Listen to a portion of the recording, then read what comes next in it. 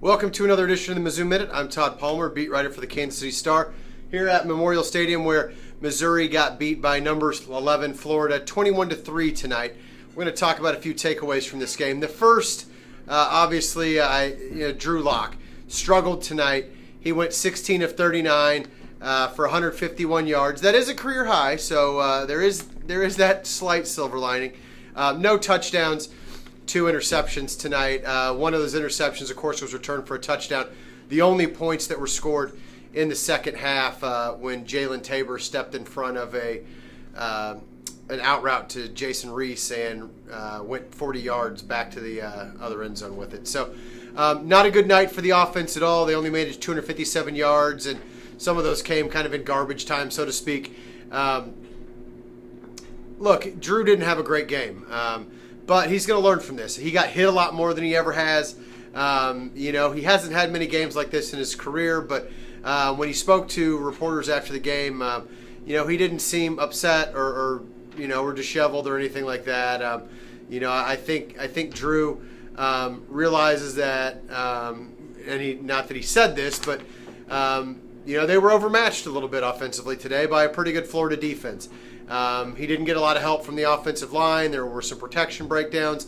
Officially, there were only 3 sacks and 5 quarterback hurries, but man, it seemed like the offensive line was picking Drew Lock up off the turf quite a bit tonight. So, receivers dropped a few balls in some situations. They never even really tried to establish a run game.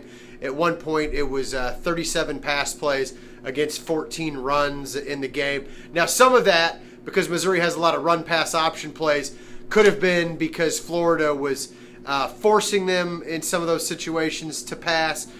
Some of them could have been chances where Drew misread the coverage and maybe should have gone run and ended up passing anyway. But in any case, they didn't do a good enough job establishing some of the things that would have helped out, especially a young quarterback against a good defense, and the result was 3 points. They didn't convert a third down until the final 36 seconds. So, again, not a great night for the offense, but the defense played pretty well. Now, they got gashed on the opening drive, and then on the third drive, they got beat up pretty good again. Gave up touchdowns on both of those drives. But after Drew Lock's first interception in the second quarter, they were able to force a field goal try. Jorge Powell missed the 36-yarder. They didn't give up any points in the final 3 quarters, only gave up 201 yards in the final 3 quarters, only gave up 337 yards overall. Basically, it was kind of what you expect from this defense so far this season. They turned in a fairly similar performance to what they have most of the year and about what you would have expected them to do against a team like Florida. So not a bad performance by any stretch of the imagination. For the defense. The one knock maybe is that they didn't get any turnovers.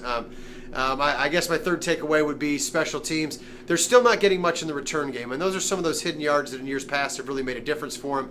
It's not happening this year for those guys. They're not getting the blocking. They're not getting the explosive plays. And obviously you can't get that every play, but you'd like to see a little bit more of it in the return game. Corey Fatoni, however, had a great game. He's been kind of inconsistent. Today he was really good, averaged 47.8 yards on his kicks. And now Missouri will get back after it and try to have a better performance next weekend at Georgia.